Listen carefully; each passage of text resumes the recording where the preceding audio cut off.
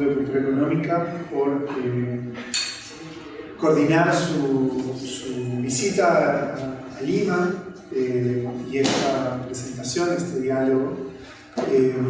Y gracias a ustedes, a los asistentes, por venir. Los libros están ahí, sí, para que circulen, para que los miren. Así que si se quedan ahí y ustedes quieren pararse y agarrar uno también. La conversación de ahora se llama Bibliopoiesis y Curaduría Editorial y está con nosotros para hablar de este tema Gerardo Villarreal Viñas, que es editor y ensayista, estudió literatura en la Facultad de Filosofía y Letras de la Universidad Nacional Autónoma de México, la Escuela de Escritores de la SOGEM y la Universidad Internacional Menéndez Pelayo de Santander, en España, y que ha sido asesor de la dirección y editor de contenidos especiales en la Feria Internacional del Libro de Guadalajara. Además, actualmente cura, coordina y edita la colección El Libro Rojo. ¿Cuántos volúmenes van a ser en total? 7 volúmenes. 7 volúmenes. El Libro Rojo, Continuación. Que en 2009 obtuvo el premio al arte editorial de la Cámara Nacional de la Industria Editorial Mexicana. Es coeditor de La Jaula Abierta, sello que fundó con Vicente Leñero y Roger Bartra, y ha sido responsable de ediciones especiales del Fondo de Cultura Económica, donde recientemente se encargó de la edición de los diarios de Salvador Elizondo, obra galardonada con el Premio al Arte Editorial de Mecanía, y México en Sur, en la revista Sur, que se hizo en 2014, ¿no? Más o menos. Sí, 2014. Así que, bueno, primero quizás podemos hablar de esos términos, bibliopoiesis y curaduría editorial, ¿no? ¿Qué significan?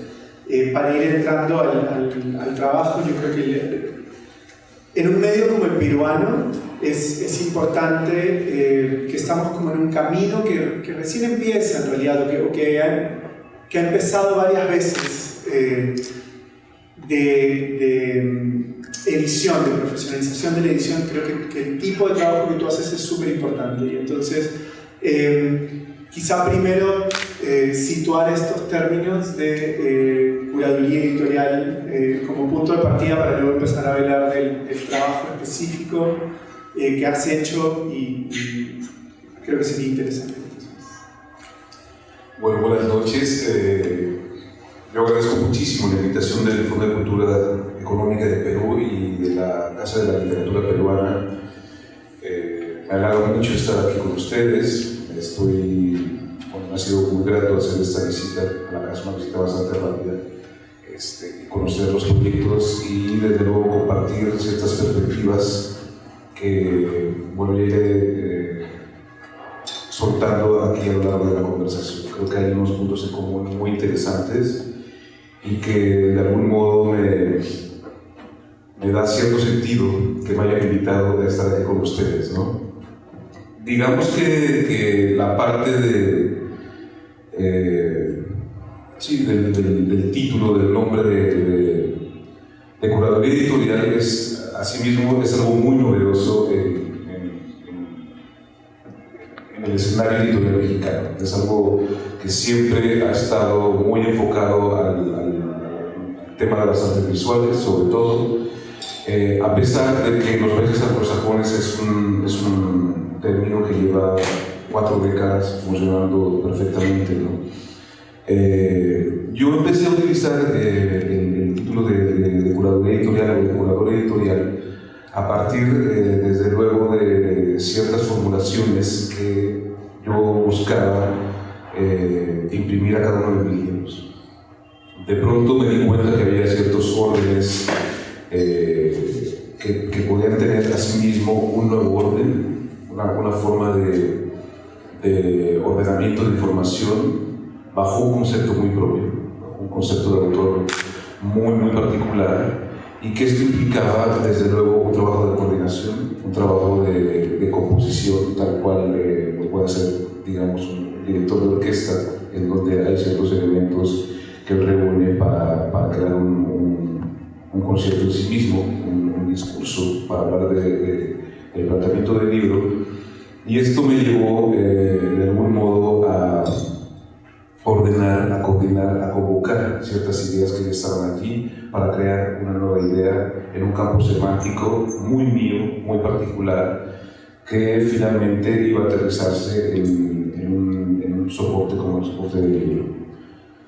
Esto empezó hace aproximadamente 20 años con la continuación de un proyecto editorial que en ese momento, bueno, yo en ese momento era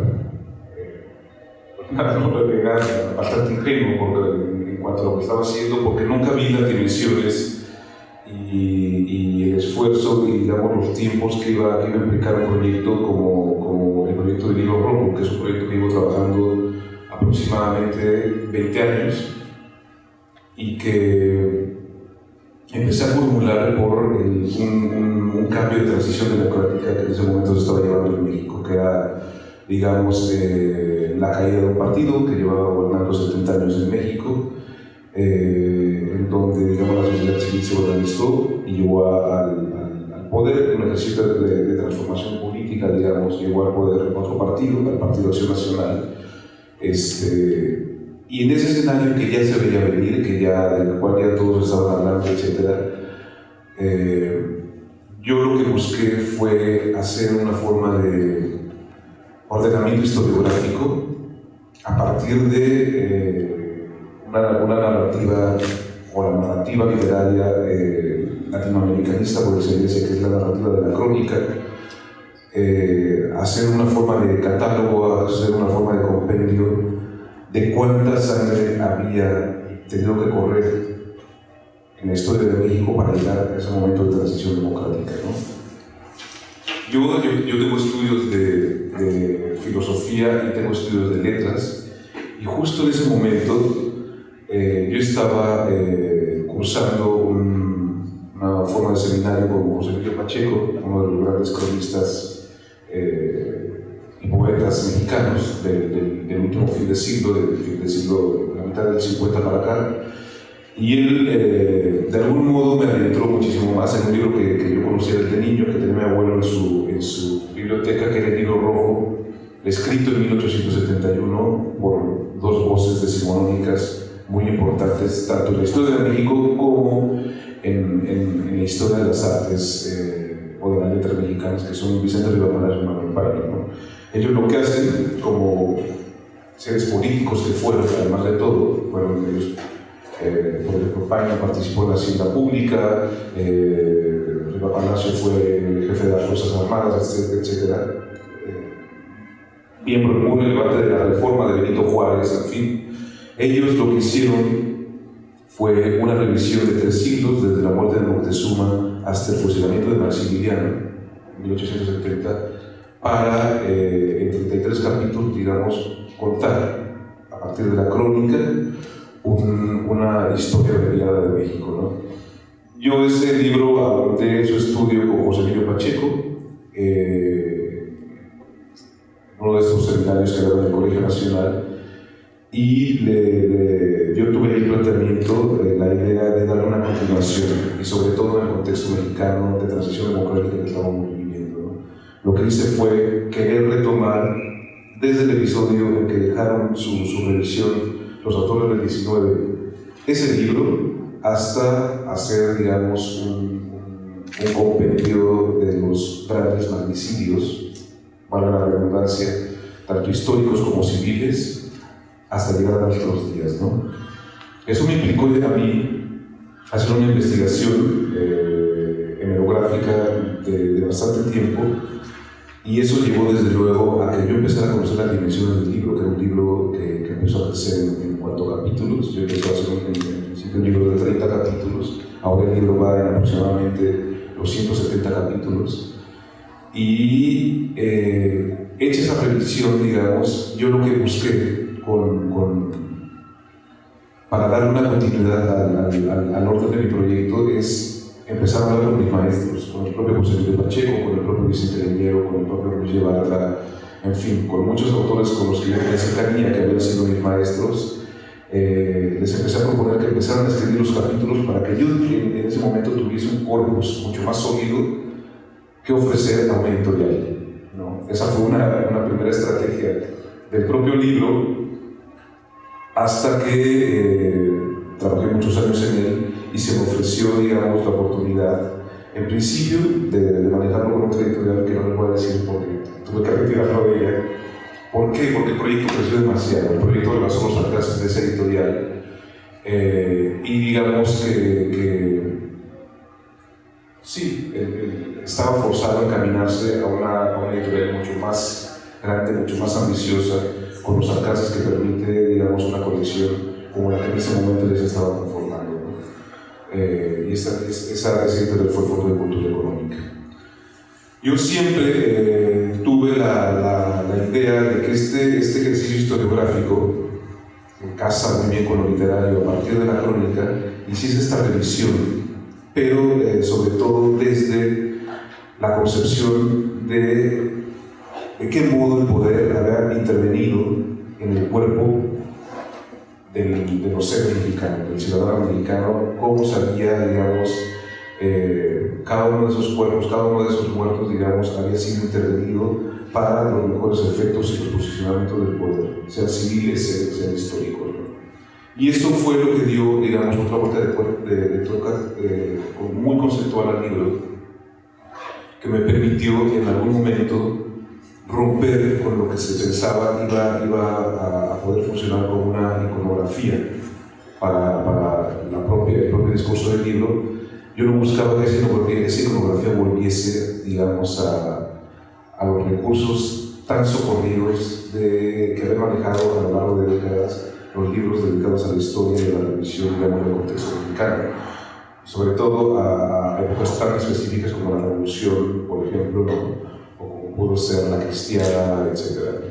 Entonces yo me alejé de los archivos iconográficos, sobre todo de los archivos Casasola.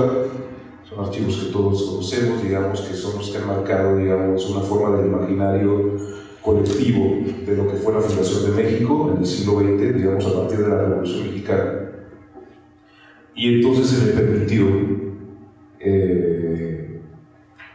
poder elegir, digamos, una narrativa visual que más que ilustrar, hiciera comentarios conceptuales a cada uno de los capítulos reales ocurridos en la historia de México, ¿no? Realmente fue una cuestión bastante afortunada, porque yo tuve como editora a Consuelo César, fue mi primera editora, directora del Fondo de Cultura Económica, una editora que venía ya, digamos, de una familia de editores con una trayectoria bastante larga. Tuve esa suerte, ¿por qué? Porque en el momento que yo empezaba, digamos, a conformar el corpus del libro, además de todo, tenía una entrada, digamos, desde el punto de vista editorial que nunca, seguramente por lo extraño que es que un autor participe del todo en cada uno de los procesos de la hechura de su libro, pues finalmente se me abrieron las puertas. Creo que les sentó bastante bien, creo que les ahorré mucho trabajo además de todo, y esto me permitió a mí involucrarme de cabo a rabo en cada uno de los procesos del libro. Y cada uno de los procesos quiero decir que incluso escogí papel, que incluso escogí,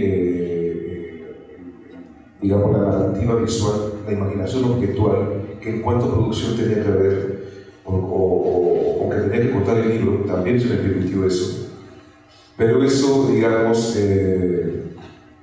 al ver, digamos, que los órdenes ya estaban muy bien planteados para mí y por mí, además de todo, eso desde luego que implicó que el proceso se extendiera, porque yo era una sola persona que estaba haciendo, pues, de algún modo, un proyecto enciclopédico, que es como jamás lo conseguí, porque además de todo jamás supe que nadie de la gente que estuvo participando en el libro previó, digamos, que la sangre no volviera a aparecer, digamos, en los tiempos que corren en México, y esto implicó que desde luego el proyecto se alargara, etc.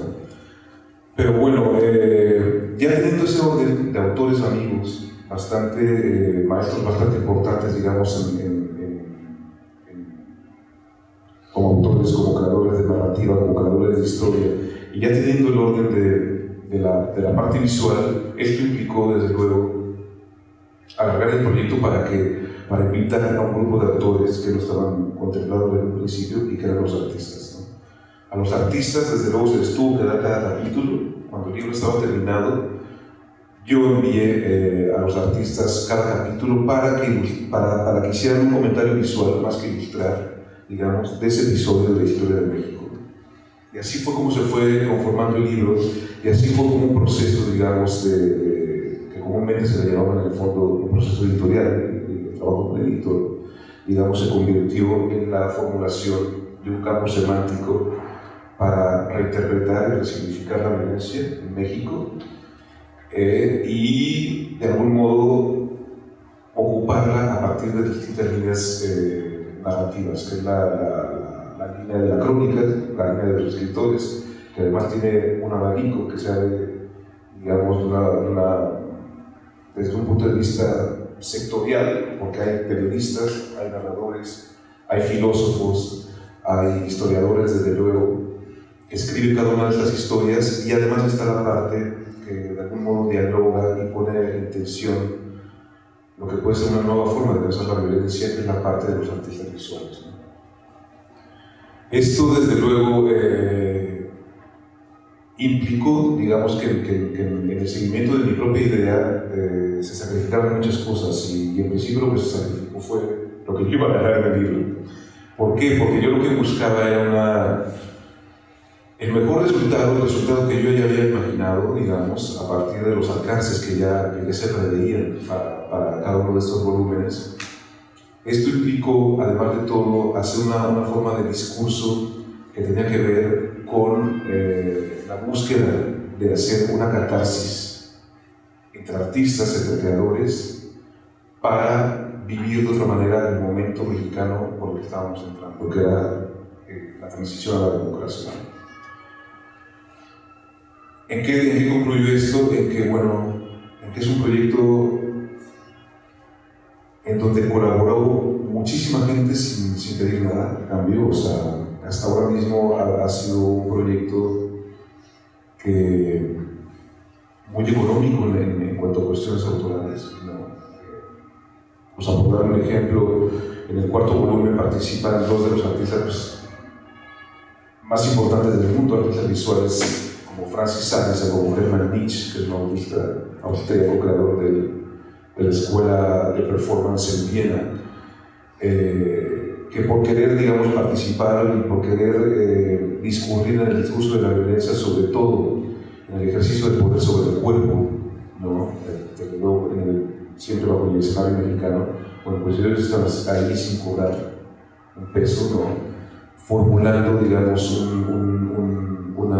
un modo de catarsis colectiva que siempre estuvo en la búsqueda, digamos, para entender mejor los procesos de lo mexicano, y desde luego sin tener en la ventana, digamos, lo que está ocurriendo hasta ahora. Desde luego, el presente mexicano ha servido también para que el libro rojo de esta colección, que ahora lleva 4 volúmenes, sirva también para proponer una lectura más razonada desde el punto de vista sociológico, desde el punto de vista incluso filosófico, desde el punto de vista historiográfico, claro está, pero siempre bajo un soporte muy literario, muy narrativo, que esto es lo que hace la crónica, que está ahí muy bien establecida, digamos. Para esto sirve, para proponer otro modo de lectura que se desprenda sobre todo de la inmediatez y del relato del periodismo, que día a día está contando historias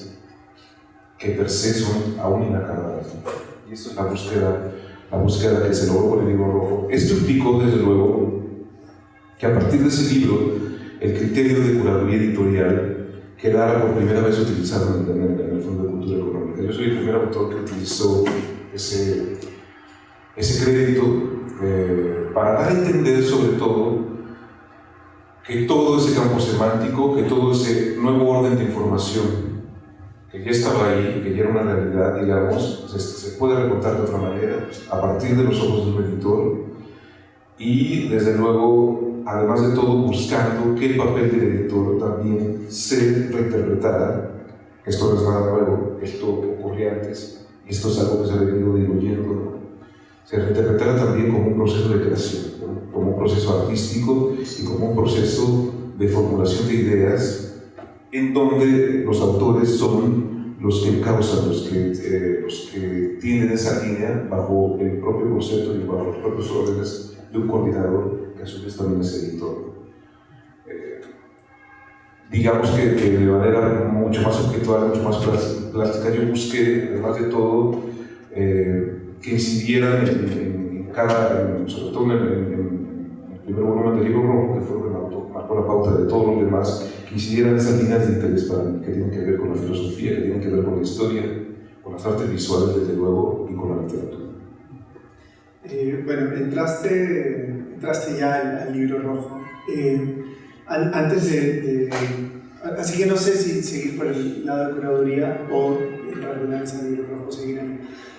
Quizás dijiste algunas cosas sobre cómo nace el proyecto y cómo va cambiando y explicaste, digamos, parecía un proceso natural cuando lo cuentas, cuando uno ve la monumentalidad del resultado y todas las dificultades, hay más de 250 colaboradores, yo digo, claramente no es un proceso fácil y bueno, además 20 años, ¿no?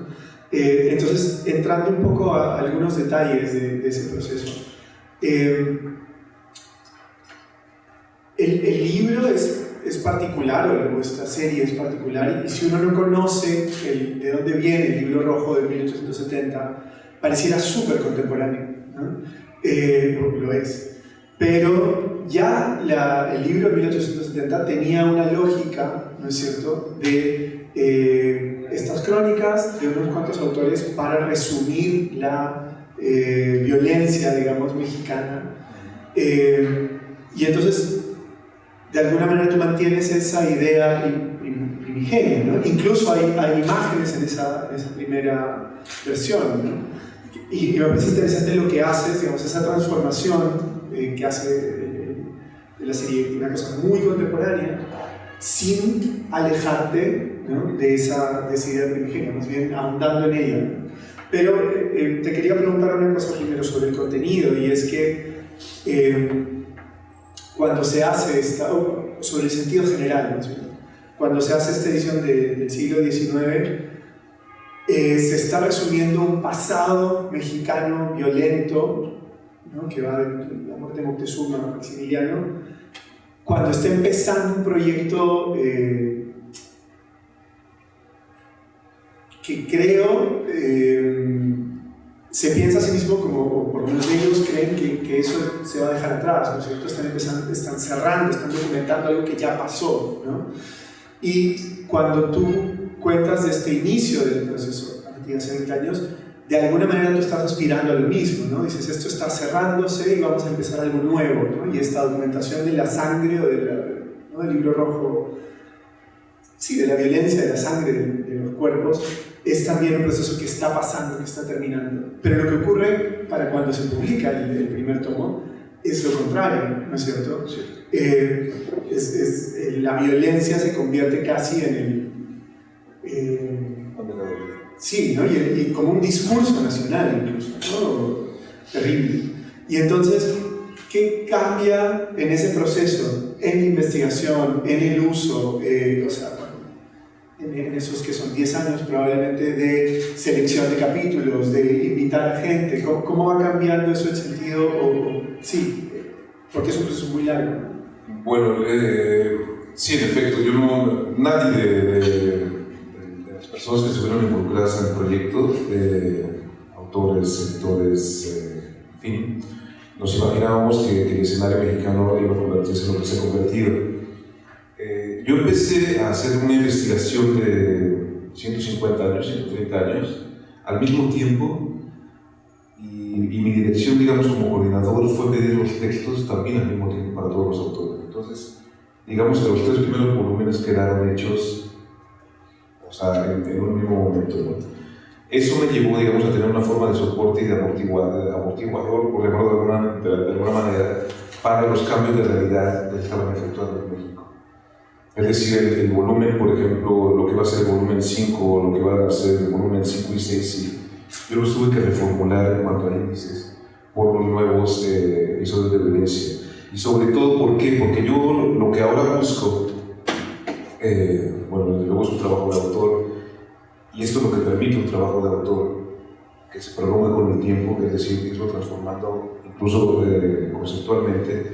Lo que ahora busco es que esos episodios o los próximos libros, digamos, guarden los nuevos discursos que ha tenido la violencia, son discursos de terror, o sea, terrorismo literalmente, ¿no? Más que otra cosa. Es decir, tenemos nuevos escenarios hiperviolentos, totalmente desconocidos. Yo siempre he dicho que la violencia en México no es nueva, ¿no?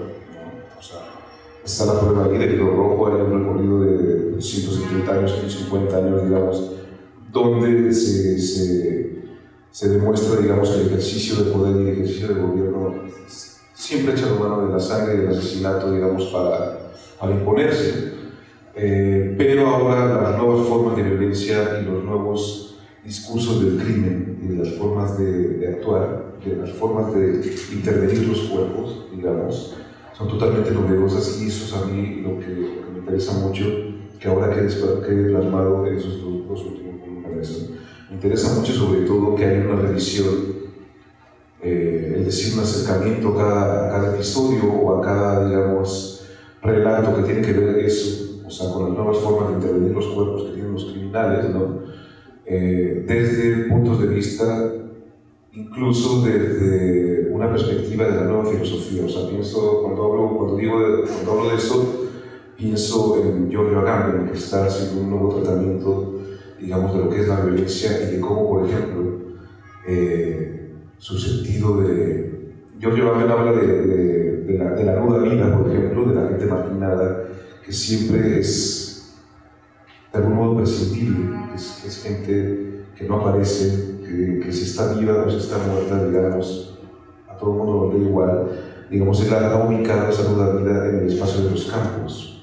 Los campos, él hace un desplazamiento desde los campos de concentración, digamos, a los campos que ahora mismo yo interpreto pueden estar en los campos mexicanos, por ejemplo. Entonces me interesa que esa reflexión pueda plasmarse en una línea por un autor, porque además de todo, eso es lo que también yo ejerzo como curador editorial. Yo le doy líneas al autor, yo le digo, necesito que leas este libro para que hagas una forma de reflexión a partir de este episodio, que refleje o que haga eco de este ideal de filosofía que ahora mismo está analizando, digamos, el tema de la biopolítica en el escenario de los campos, por ejemplo. Así es como ha cambiado de algún modo el nuevo escenario mexicano, el desarrollo del libro. Yo espero, además de todo, que ese nuevo escenario mexicano se extienda en otras de las colecciones que estoy llevando a cabo, porque además de eso, yo no puedo dejar de algún modo de promover el trabajo del editor, el trabajo del curador editorial, digamos, a partir de las propias...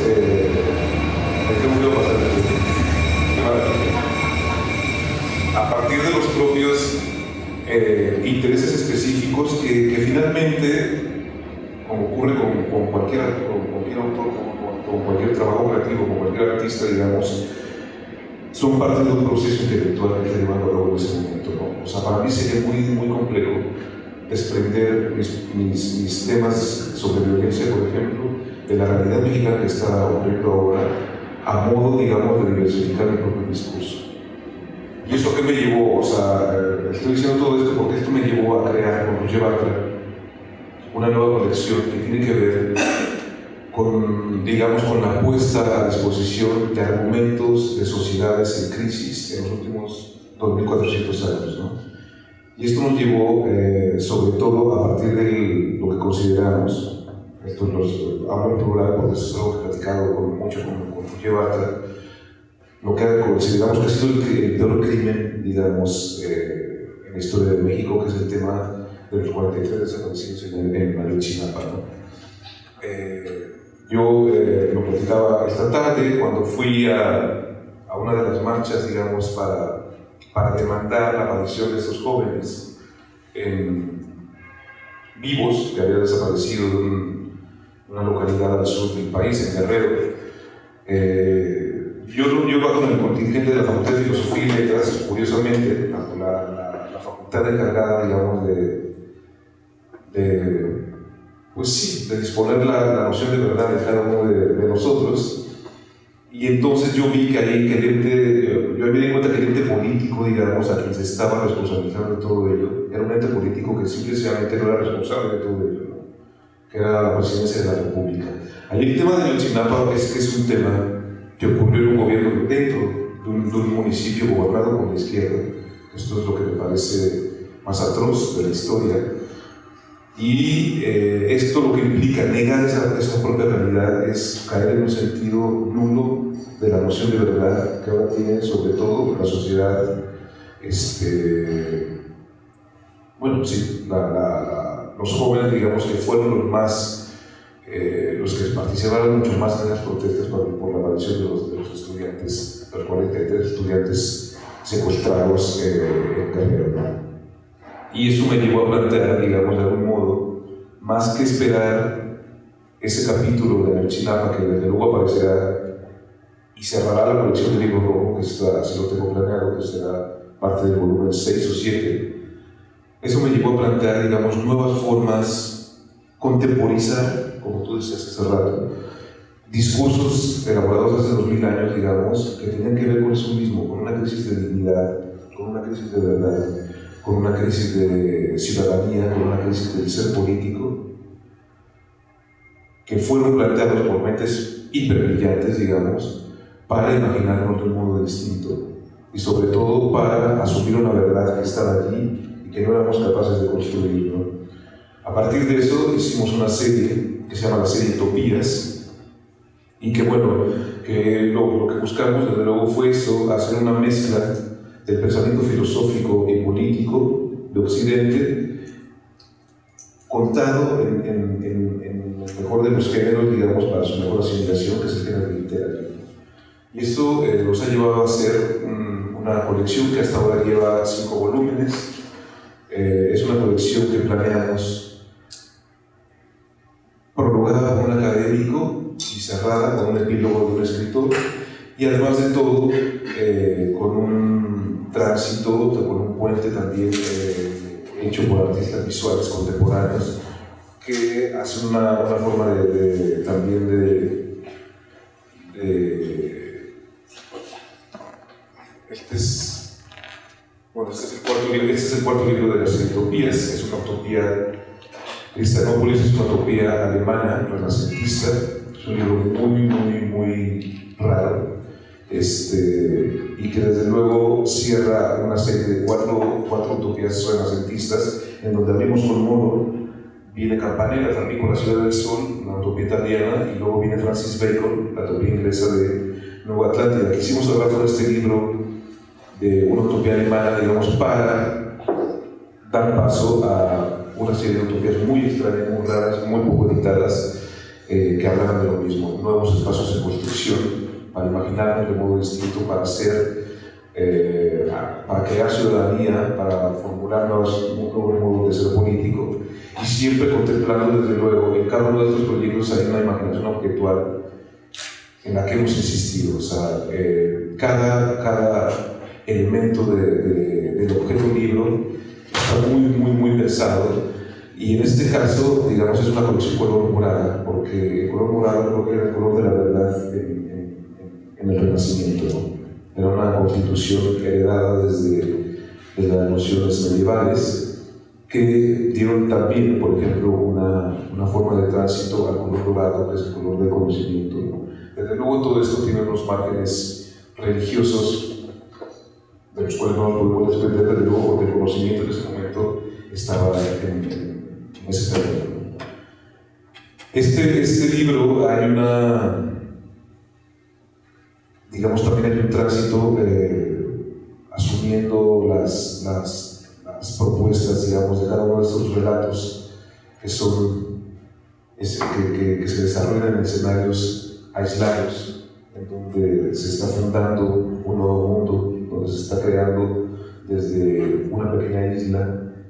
Bueno, pues hay un tránsito siempre por el mar, es un ejercicio de circunnavegación, de crear puentes, y por eso cada uno de estos libros tiene una tinta azul, que es el pantone literalmente del mar profundo, digamos, el color de los océanos, que nos van a llevar a nuevas fronteras, nuevos paradigmas de gobierno, de política y de dignidad, ¿no? Esto yo lo veo de algún modo como parte de mi trabajo creativo, como una extensión del libro rojo. Es decir, yo estoy proponiendo el espejo, que es el libro rojo. El libro rojo es un libro color cromo, cuya intención es esa, o sea, más que hacer un libro rojo color sangre, creo que hay pasos previos, que hay nociones previas de la sangre, y en este caso es retratar al poder, al ejercicio del poder, al ejercicio del plomo, al ejercicio del dinero, pero también poner un espejo ante cada uno de los lectores que desde el primer momento están cogiendo ese libro y que como mexicanos son reflejados a partir de la violencia. Yo ese espejo que estoy poniendo quiero que tenga una nueva forma de constitución, ¿no? Y proponer, más que su relato, soluciones para vernos de modo distinto a ese espejo que he puesto enfrente. Y el modo distinto que estoy proponiendo es un acercamiento a la filosofía, a partir de las utopías. Desde luego estas utopías van a tener también su reflejo a partir de las distopías, a partir de utopías, digamos, decadentes, fracasadas, ¿no? Desde luego dando a entender que el proceso utópico no es algo en lo que creamos como autores, como artistas, como creadores, digamos, de la colección, sino buscando que se entienda que la utopía, es parte de un proceso y que ese proceso es el que debemos obedecer y que ese proceso es el que debemos de seguir para ordenarlo de otro modo y para irnos transformando y para irnos civilizando de distintas maneras. Sí, bueno, y para quienes han visto la tapa del libro rojo, por ejemplo, no es una tapa roja, que sería lo básico, ¿no? Lo evidente, sino bueno, lo que acabas de decir, que refleja, volviendo un poco hacia el tema de la curaduría editorial desde el lado más, digamos, el nivel del detalle de pensar el libro, ¿no es cierto?, como el espacio de sentido, digamos, el espacio donde cada elemento tiene un significado. Cada elemento, ¿no? Es una extracción de significados. Exactamente, ¿no? Es la creación de un campo semántico. Yo así me gusta resumirlo en una línea, digamos, porque esto también tiene una intención, desde luego, porque yo siempre, yo a partir de todos estos trabajos de colaboración, en algún momento yo hice un libro con el propio Roger Bartra, que fue nuestro primer libro que hicimos en coautoría. Ese sí fue un libro realmente en coautoría, digamos, que se llama Ajoloteada, que es un bestiario sobre un animal endémico de México, un accidente de la naturaleza, que es un animal que se llama el ajolote, o monstruo de agua, que es su traducción en náhuatl. Roger Bartra tiene un libro que para mí fue fundamental, bueno, sobre todo para la generación de los 70s, de finales de los 60s también, que es un libro que de algún modo abre el cerrojo que se creía ya cerrado con el estudio de Octavio Paz sobre la identidad mexicana, ¿no? El libro de Octavio Paz es El laberinto de la soledad, y Roger da un paso más allá al crear un libro que se llama La jaula de la melancolía. Para mí fue un libro fundamental, un libro que me marcó muchísimo, y en donde Roger, por cierto, muy mal entendido, Roger lo que hace ahí es manejar la figura del ajolote. El ajolote es un animal neotélico, es decir, es un animal que permanece en una condición larvaria y que aún así se reproduce. Esto es una cosa hiper extraña, ¿no? Que solamente ocurre en dos animales y uno de ellos es el ajolote. Y entonces lo que hace Roger ahí es crear una figura, desde luego, ¿cómo decirlo? Iba a ser un término muy mexicano, endilgar, que quiere decir posicionándola, digamos, en el nacionalismo revolucionario que gobernó México durante 70 años, autoritario, paternalista, etc. La posiciona, digamos, en el nacionalismo revolucionario que opta por ver a sus gobernados como seres infantiles, incapaces de madurar, digamos, y a los que hay que causar permanentemente. Entonces lo que Roger hace es una metáfora jugando, digamos, con las visiones de ese nacionalismo revolucionario, y entonces se utiliza muchísimo la figura del ajolote. Yo, después de leer ese libro, pasaron los años desde luego, yo hablé con Roger y le dije, ¿por qué no hacer una forma de continuidad, una forma de continuación de ese libro de la jaula de la melancolía, ocupándonos únicamente de la bestia? Y esa bestia lo que hicimos fue hacer una revisión de 500 años, que van desde los primeros registros. El primer registro fue de Fray Bernardino de Sahagún en el Códice Florentino, el primer registro del ajolote, hasta, por ejemplo, poemas de Octavio Paz, cuentos de Julio Cortázar, relatos de Primo Levi, etc., ¿no? Y entonces lo que esto nos llevó a hacer fue una forma de compendio, una forma de bestiario sobre esta bestia melancólica, maravillosa y fascinante, además de todo mítica, porque fue un avatar muy, muy importante en la cosmogonía náhuatl, que tiene que ver con la fundación del universo, ¿no? Haciendo este libro decidimos hacer una editorial que, más que editorial, yo siempre he tratado de que sea un sello. Yo siempre trato de especificar muy bien ese punto. ¿Por qué? Porque digamos que, aunque nos ubicamos por principio en los márgenes del libro, como creadores, digamos, lo que estamos buscando también es dar esos tránsitos. Ahora que hablábamos en la visita en las salas, creo que coincidíamos en eso, en todo, digamos, en cómo la tendencia se encausa, digamos, por escenarios transmediáticos, ¿no? En donde los discursos y los soportes nos deben de quedar pequeños. Yo pienso que lo que sigue, por ejemplo, para cada uno de estos libros es dar un salto, digamos, a curadurías visuales, a exposiciones sobre la utopía, que las estamos preparando en efecto, a proyectos de video que vamos a hacer con el libro rojo, que este es un proyecto muy antiguo, no es nada nuevo. De hecho, ese proyecto lo iba a dirigir Vicente Leñero como guionista cinematográfico. Es un proyecto que platicamos, donde queremos hacer una serie documental muy, muy ambiciosa, para darle continuidad a esas líneas creativas, temáticas, etcétera, que nos interesan como artistas, digamos, y que son muy pocas finalmente, ¿no? Son muy pocas, pero ahí lo que nos lleva a formular de otro modo, a razonar de otra manera, es la búsqueda de un nuevo soporte, la búsqueda de una nueva narrativa, que finalmente, cuando la alcanzamos como curadores o como coordinadores o como, digamos, creadores que están formulando un nuevo discurso, eso nos lleva, digamos, a multiplicar sus alcances, no solo de soporte, sino también temáticos. Es decir, es como, finalmente es una forma de caleidoscopio, cada uno de nuestros ejercicios, que nos llevan a enfocarnos, a dirigirnos, a especificar más sobre un mismo tema para alcanzar otros temas más. De hecho, pensaba en cómo la noción de autor hasta hace 200 años más o menos no tenía que ver con el que escribía, con el que nosotros llamamos un autor ahora, sino con el garante de un libro, ¿no? El autor, y esto era más común en el teatro, más evidente, o lo recordamos más fácil en el teatro, ¿no? El autor era lo que ahora llamaríamos o director o productor, ¿no?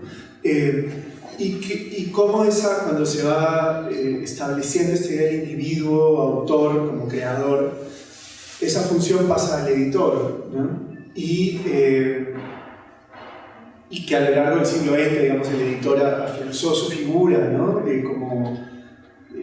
publisher, ¿no? Como el que elige y tal, pero con ciertos márgenes bastante claros a partir de que el libro impreso tenía límites, creo, también técnicos, ¿no? De producción. Mientras que la curaduría en el espacio, ¿no? Tomaba otras direcciones que eran más libres porque eran más, los procesos técnicos eran mayores, creo.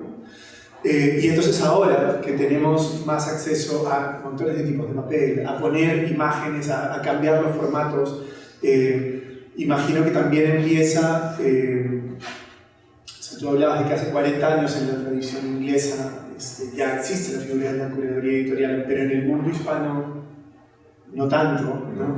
Y hay figuras como, no sé, Ulises Carrión, que además quizás nos puedes contar un poco más de que él está siendo recuperado para una tradición del libro objeto, ¿no? O del libro pensado, claro, ¿no? Como espacio, como campo semántico, como decías tú, pero a pesar de que él producía hace 30, 40 años, en realidad está siendo recuperado recién, ¿no?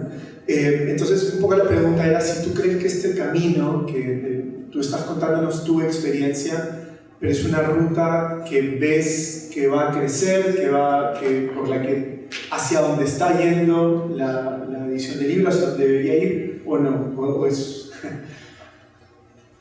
Bueno, yo sí creo que es una ruta que debe de crecer, además de todo, o sea, creo que lo hará, pero además de todo, de la experiencia propia, creo que es algo que a mí en lo particular me hizo crecer de distintos modos. Es decir, yo tuve que participar de todo este, digamos, abanico, porque esto me permitía asegurar de una forma mucho más asequible mis ingresos, ¿no?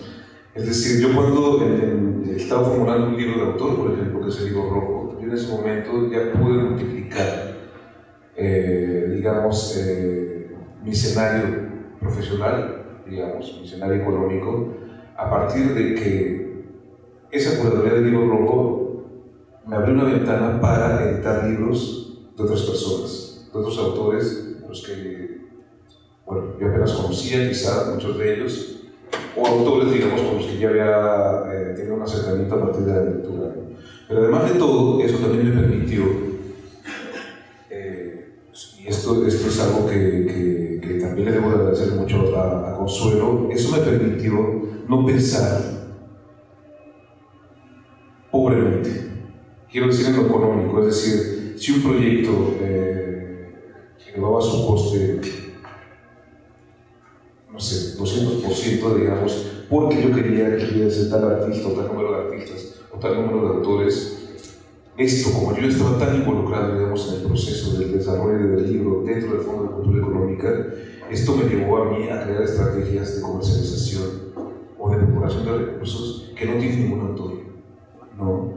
Y entonces, teniendo ya, digamos, un soporte con autores que ya estaban asegurados, con artistas que ya estaban allí, pues mucha gente empezó, digamos, a acercarse o a querer participar en proyectos en los que, pues, hasta ese momento era muy raro, digamos, que participaran por invitación de un propio autor. Y cuando hablo de gente, quiero decir de instituciones que estaban dispuestas a poner dinero, ¿no? El primer libro donde me ocurrió eso fue en el libro de la Jorote, en el estilo de la Joroteada, que fue un libro muy caro, digamos, que necesitó de la participación de 3 instituciones, que una de ellas fue la CONABIO, la Comisión Nacional de Biodiversidad, el Fondo de Cultura Económica y el Instituto Nacional de Antropología e Historia. ¿Cómo es que logré que participaran todos ellos? A partir de la diversidad y el abanico de información, el abanico de contenidos que cada uno de estos libros guarda. Y ese abanico de contenidos es imposible que no se tenga si tú eres el curador, el autor, el editor del libro, porque finalmente lo que reúne son tus propios intereses, tus líneas de conocimiento, que finalmente para lo que sirve también es para sumar voces que tienen que ver con cada uno de esos temas que tú estás manejando, por ejemplo, en un gobierno.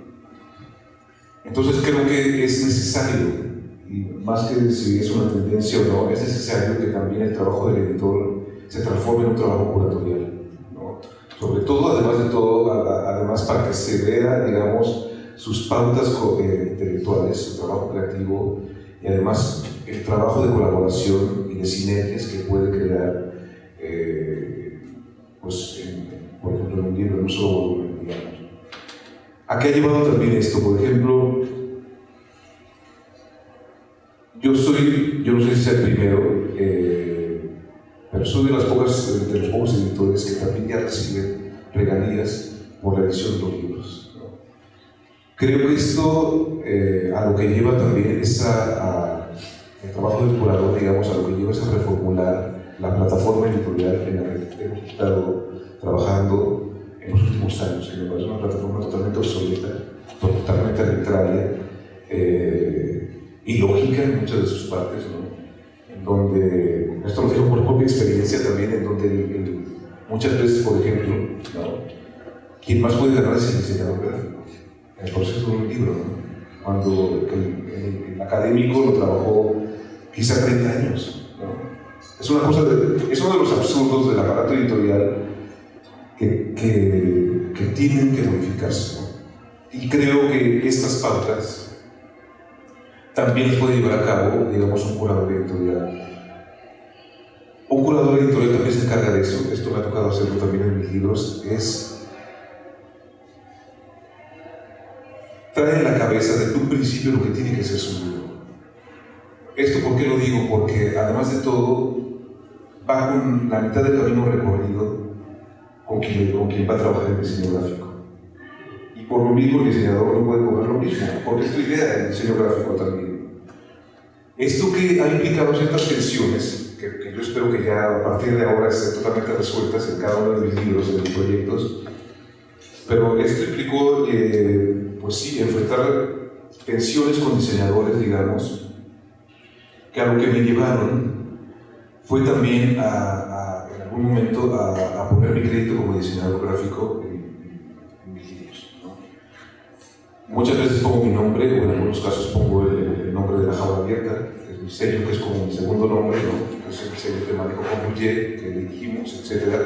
¿Y esto para qué sirve? También para amortiguar los costos de un objeto, de un proyecto, de un campo semántico que queremos alcanzar, que pudo haber sido demasiado caro, pero ya que nosotros formulamos, digamos, todas estas ideas, o que avanzamos en un 60% en su creación, digamos, ya los costes de diseño, de formación, etcétera, necesariamente tienen que bajarse, por ejemplo, o pueden ser los mismos.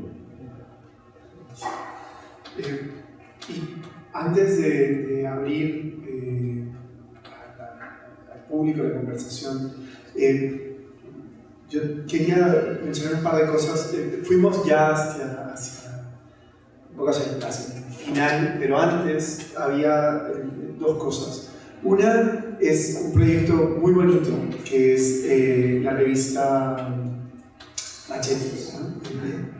Que allí yo te quería preguntar, digamos, es un proyecto muy interesante porque son 15 números los que tuvo la revista y que se recopilan en una edición facsimilar, 15 números en un año y se recopilan en una edición facsimilar, pero se hace un número 16, ¿no es cierto? Exactamente. Y esa es otra vez la idea, digamos, en ninguno de los proyectos en los que has trabajado, uno ve una edición simple, ¿no? O sea, en todos hay un más allá que además es bien evidente.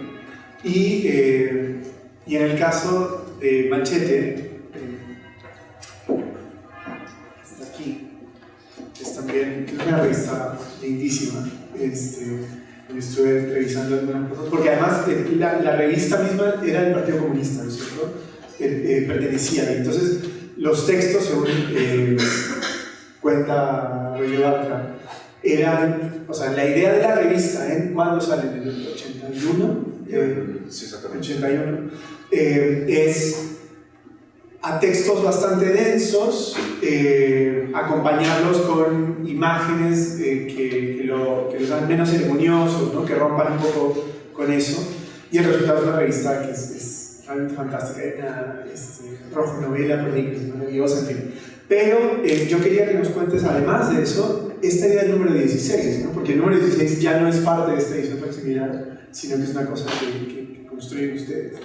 Sí, bueno, en efecto, esto también es digamos, un proyecto donde estuvo muy, se llevó a cabo muy de la mano con uno de sus fundadores, que fue el propio Roger Bartra. Roger Bartra, la revista El Machete, fue una revista que editó, en efecto, en el Partido Comunista Mexicano, recién legalizado en México, estamos hablando del 80, 79, 80, 81. Y entonces lo que buscó Roger en ese momento fue desprender, digamos, de los discursos de la izquierda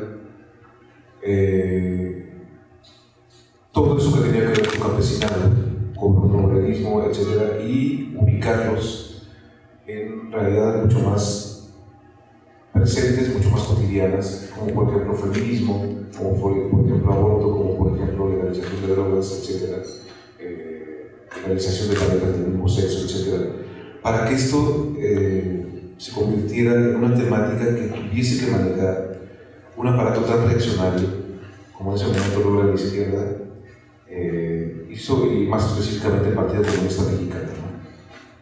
El presidente del Partido Comunista en ese momento, Arnoldo Martínez Verdugo, que conocía muy bien a Roger, que sabía digamos, de su carácter de avanzada, muy involucrado, digamos, con la socialdemocracia europea,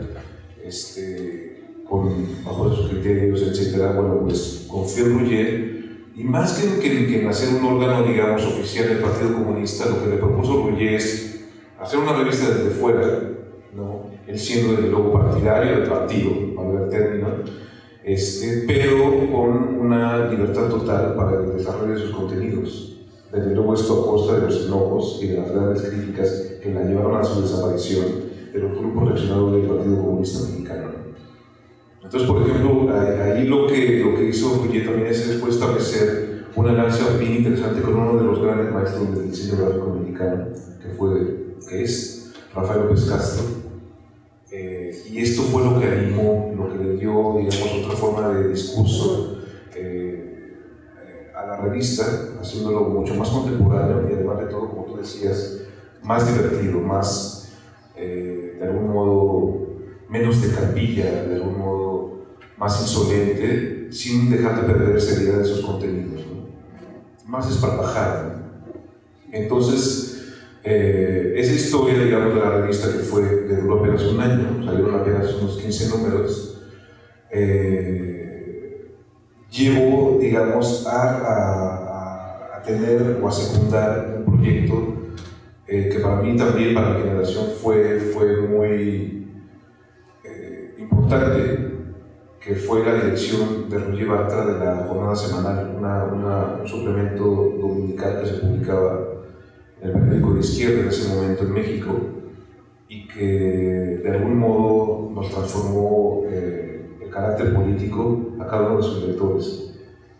No sé si estoy exagerando, para mí fue una revista fundamental que me enseñó incluso, esto se lo comenté a Roger, a viajar. O sea, yo sabía que tenía que conocer otras fronteras, otros lugares de disidencia, digamos, otras formas de sociedad, a partir de lo que publicaba.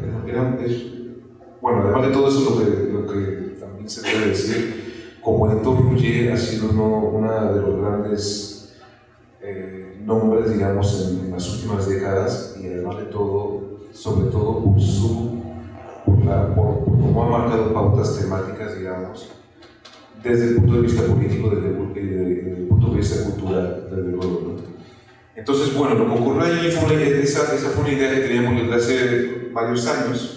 Desde luego era una idea carísima, ¿no? Porque es un libro a color. Además de todo, cada página es una fotografía, es un libro muy caro. Pero lo que decidimos hacer ahí, a partir de un tercer involucrado, que fue Luciano Moncheyo, un amigo historiador, finalmente decidimos aterrizar el proyecto y empezar a tener unas redes, sobre todo leyendo la coyuntura política, la coyuntura institucional. Eso también es muy importante, o a mí me ha servido mucho para hacer libros, para hacer proyectos, ¿no? La coyuntura institucional que en ese momento estaba ocupando México, digamos, ¿no?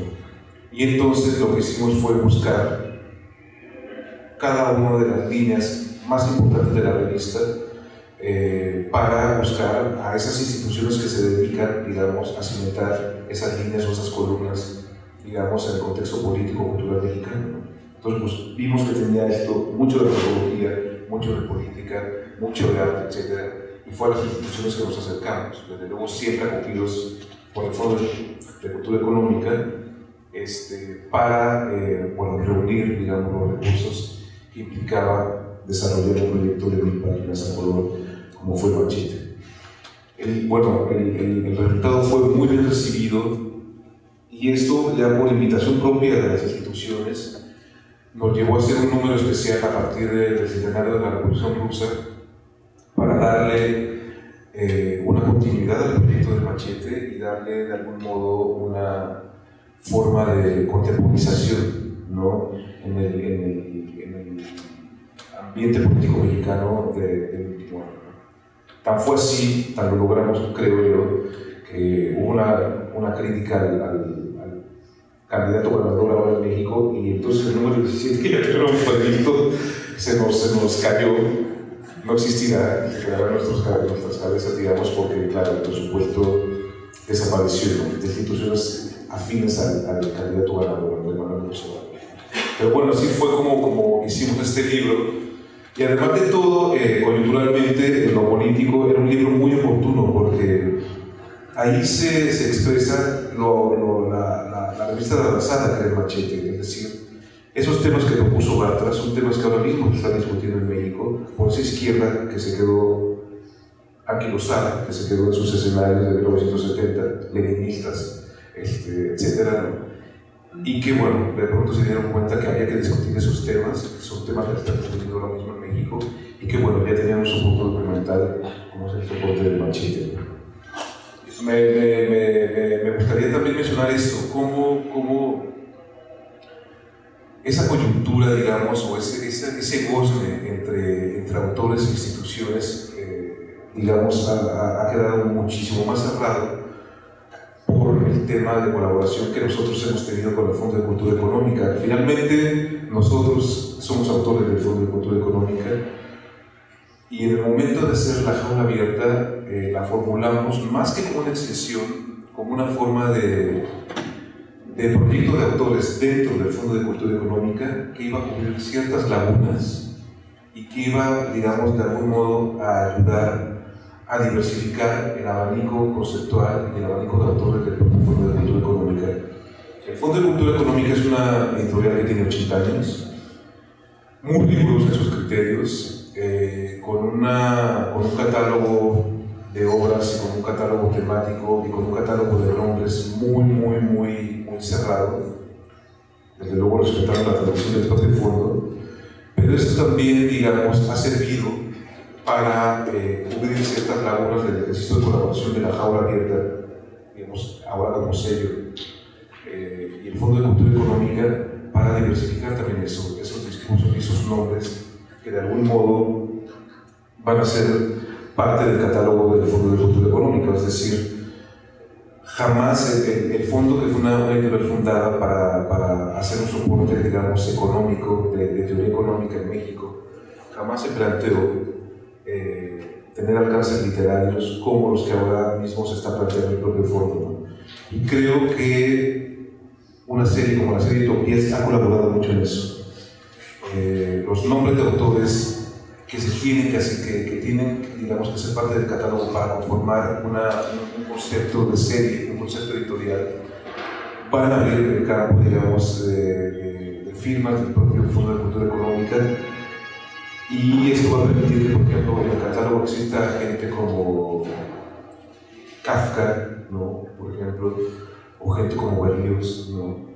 O gente como Borges, digamos, bueno, Borges estaba en el catálogo, o gente como Kobo Abe, un autor japonés, para, digamos, darle otra pauta, otro perfil, digamos, a un nicho que había estado cerrado durante mucho tiempo y que era el nicho de los autores del fondo, ¿no? Yo creo que esto va a inyectar, además de todo, otra perspectiva editorial que no ha sido un terreno fácil romper, digamos, con esa tradición que siempre se ha querido respetar, con las nociones de alguien como José Villegas o de Armando Fila, etc., para abrirse, digamos, a un nuevo tiempo, ¿no? Y creo que con la aportación de la jaula, que finalmente es una aportación de autores del propio Fondo Económica, del Fondo de Cultura Económica, digamos, está planteando una nueva perspectiva en esos casos, digamos, ¿no? Bueno, ahora quiero abrir la conversación al público.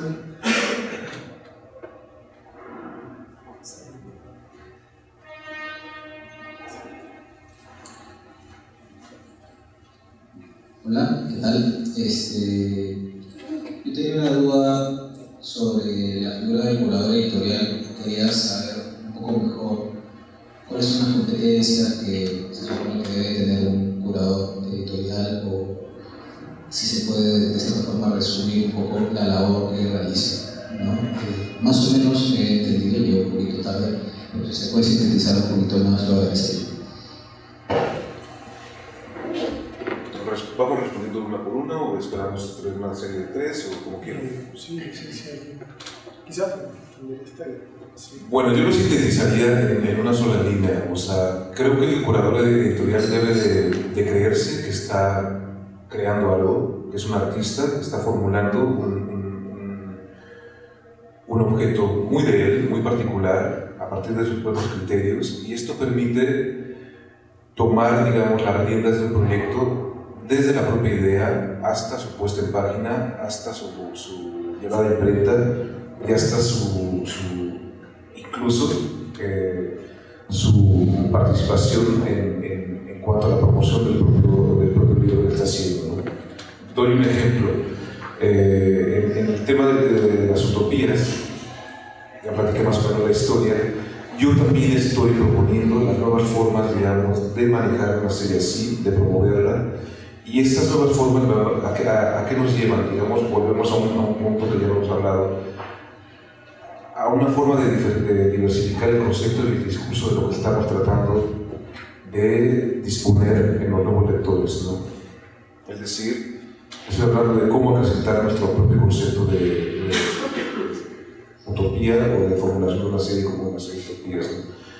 Entonces, ¿qué estamos haciendo ahora? El próximo libro de utopías se va a presentar bajo una curaduría cinematográfica, donde vamos a hacer un ciclo de cine, un cine debate, en donde vamos a presentar desde Metrópolis hasta Mad Max, hasta Avatar, lo que sea, digamos, para también llevar el tema de la utopía y de la distopía a otros públicos que no son lectores, pero que sí son lectores de películas, ¿no? O sea, que públicos cinéfilos, muchísimo más jóvenes, gente que está mucho más relacionada al discurso cinematográfico que a los libros.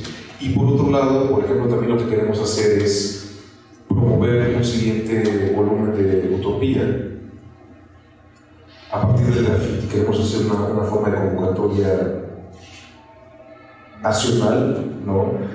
de grafiteros, en donde nos queremos ir a zonas hipermarginadas, sobre todo en la Ciudad de México, para plantear en muros lo que es el discurso del graffiti, de la utopía, perdón, pero además de todo buscando crear ciudadanía en esas zonas marginadas, en donde artistas participantes en los libros, ya sea de las utopías, o artistas amigos que han participado, por ejemplo, en libros rojos, sean los que desarrollen esos murales, esos grafitis, pero con asistentes que sean parte de la misma comunidad de marginados, ¿no?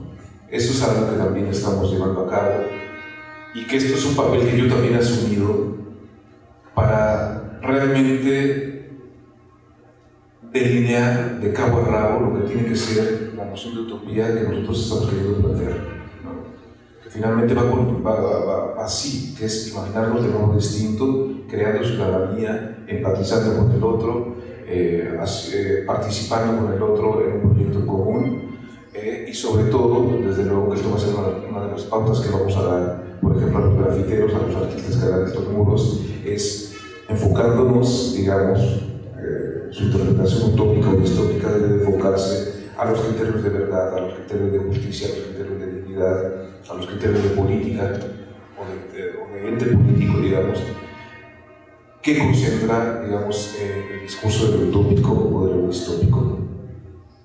Entonces es eso, hay hay que concebirse, digamos, desde el punto de vista curatorial como un creador que está llevando hasta el último extremo la propia idea, ayudándose de nosotros y además de todo organizando contenidos que la aterricen de la misma manera. Yo creo que esa idea de lo último que acabas de decir, ¿no? De organizar contenidos, que quizás es parte de la definición básica de un curador, ¿no es cierto? Es alguien que organiza contenidos de tal manera que propone una lectura, ¿no es cierto? Y que en algunos casos incluso puede contradecir o cuestionar o confrontar las lecturas que individualmente algunos o varios de esos contenidos proponían, ¿no? Y yo creo que allí, en tu labor en particular, pero probablemente en la labor de cualquier curador editorial, ¿no? El archivo es fundamental, ¿no? Lo comentamos hace ratito, antes de aquí, pero... Y esa es un poco mi pregunta antes de, no sé si hay alguna otra del público. En tu trabajo siempre partes del archivo y siempre vuelves al archivo y siempre está ahí, ¿no? Creo. ¿Tú crees que ese es también, pensando ya, siguiendo un poco esta idea de el curador o una definición, también es algo que tiene que estar ahí? Yo creo que sí, que hay una responsabilidad siempre de no alejarse del archivo, pero no sé. Sí, bueno, desde luego es fundamental y además de todo el orden para la creación de contenidos del curador siempre tiene que ver con un orden muy enfocado en los archivos, ¿no es cierto? Es fundamental además de todo porque muchas veces los contenidos o los elementos que uno puede o que uno busca tener a la mano para la formulación de su idea, para el aterrizaje de su idea, simplemente no están a la mano, no existen o no corresponden a la calidad que uno quisiera tener, ¿no? Entonces, desde luego que el trabajo de archivo para mí ha sido fundamental, además de todo para marcar ciertas pautas de orden en cada proyecto, ¿no? Yo, digamos que el proyecto que más ha reflejado eso, esa búsqueda, digamos, de archivos para conformar algo realmente novedoso, que además de todo, esto es bien importante y por eso los archivos son patrimonio, porque cuando uno vuelve a los archivos con una nueva lectura, se vuelven una parte del presente, ¿no? Dejan de ser pasado y dan a entender ciertas cosas del presente, incluso del futuro, ¿no? Esto me llevó a hacer, por ejemplo, un libro con el que estuve trabajando aproximadamente en archivos un año y que fue hacer una nueva edición de la revista Sur de Buenos Aires. Esa es una revista que fue fundada en 1931, importantísima, ¿no? Es una revista de algún modo que puede considerarse una de las grandes iniciativas del castellano desde que somos lengua, digamos, ¿no? Una revista hecha en Argentina, en Buenos Aires, por una mente brillantísima como fue la de Vittorio Campo, y que fue, además de todo, un imán intelectual que atrajo al Cono Sur, digamos, un escenario de intelectual que además de todo pasó por procesos históricos irrepetibles que llevaron, digamos, a conformar un mapa cultural importantísimo como yo creo que no se va a repetir, digamos, en mucho tiempo, ¿no? Vittorio Campo, una mujer millonaria que fundó esta revista, sobre todo a partir del consejo de varios amigos, uno de ellos Waldo Frank, un escritor norteamericano olvidado, y José Ortega y Gasset, estuvo ahí muy involucrado también, Alfonso Reyes, fundó una revista para Latinoamérica que hablara sobre Latinoamérica. Y bueno, para abreviar, fue una revista que dio a conocer a Jorge Luis Borges, una revista que dio a conocer a Bioy, una revista que dio a conocer a Julio Cortázar, a Enrique Sureña, en fin, una revista que duró aproximadamente unos 70 años, en donde publicó Vargas Llosa, en donde publicó Pasolini, en donde se llevó a crear un puente con una editorial, la editorial Hermana Azul, fundada 2 años después, y que, bueno, fue el soporte, digamos, de muchísimas de las grandes traducciones que se han hecho al castellano, de gente como Heidegger, de gente como Camus, de gente como, en en fin, no, pues es absurdo tratar de hacer una lista de nombres, ¿no? Y en fin, esa revista que es canónica para todo estudiante de letras, pues me llevó, digamos, en principio conocerla y después hacer una forma de, va a parecer un poco cursi lo que voy a decir, pero hacer una forma de acto poético con uno de mis maestros, un gran amigo que fue Vicente Leñero, que fue uno de los fundadores de la editorial La Jaula Abierta, que fue el que me produjo mi primer libro, el primer volumen del Libro Rojo. Vicente me regaló el número 2 de la revista Azul, y entonces yo le dije a Vicente que yo le prometía hacer una forma de trabajo editorial que fuese el segundo libro de nuestra editorial, ¿no? El sello que en ese momento llevábamos Vicente, lo lleva yo. El primer libro de nuestra editorial es un libro de Rouget que se llama Las redes imaginarias del poder político, es un libro en inglés que actualizamos y corregimos, que solamente se distribuyó en Estados Unidos y en Inglaterra, también en colección con el Fondo de Cultura Económica. Y el segundo libro era mío, un libro que se llama México del Sur, 1931-1951, y así es como resolví, digamos, mi propuesta de darle una continuación a esa revista. Yo no sabía cómo lo iba a hacer, y entonces a lo que me enfoqué fue hacer una revisión de todo lo que se había hablado sobre México en esos primeros 20 años y todo lo que habían escrito los mexicanos en esa revista. Resultó un libro de 1000 páginas que busqué, digamos, en homenaje desde luego a la revista Sur, a los miembros de su consejo editorial, que como decían Borges, Ureña, Victorio Campo, Alfonso Reyes, etc., ¿no? Una forma de homenaje fue acercarme lo más posible a los criterios objetuales que ellos manejaron para el lanzamiento de su revista. Entonces yo lo que hice fue casi hacer una edición facsimilar del número 1 de la revista, como si fuera la continuación o como si fuese el último número que ellos editaron de la revista Sur. Un número dedicado a México. Ellos habían hecho monográficos, uno dedicado a Inglaterra, uno dedicado a Japón, uno dedicado a las letras francesas, a las letras estadounidenses, y nunca le hicieron uno a México. Entonces yo lo que hice fue hacer el número dedicado a México, desde luego con un orden cronológico que se desprendía de 1931 a 1951. ¿Por qué aterricé en 1951? ¿Por qué cerré esa investigación en el 51? Porque hubo 3 momentos muy fundamentales para las letras mexicanas en la revista Sur, que fue la despedida de Alfonso Reyes. Él dejó de colaborar en la revista cuando se regresó a México, después de que dejó de la embajada en Buenos Aires, era el embajador de México en Argentina. Cuando se hizo el número de homenaje a Sor Juana, al centenario, al tricentenario, digamos, y luego, por cierto, un número coordinado por Octavio Paz. Y luego porque hasta 1951 abarcaba la colaboración de un nombre muy raro de las letras mexicanas, que se llama Ramón Fernández, o Ramón Fernández, que fue un mexicano pues sí, un mexicano de cepa, digamos, que nació en Francia por azares de familia. Sus padres y sus abuelos fueron embajadores o trabajaron en el servicio exterior mexicano durante el Porfiriato. Y Ramón Fernández publicó 2 textos ahí muy interesantes que yo quise también publicar por primera vez como si fuera uno de los autores mexicanos o de esta pléyade de mexicanos que él siempre se negó a hacer.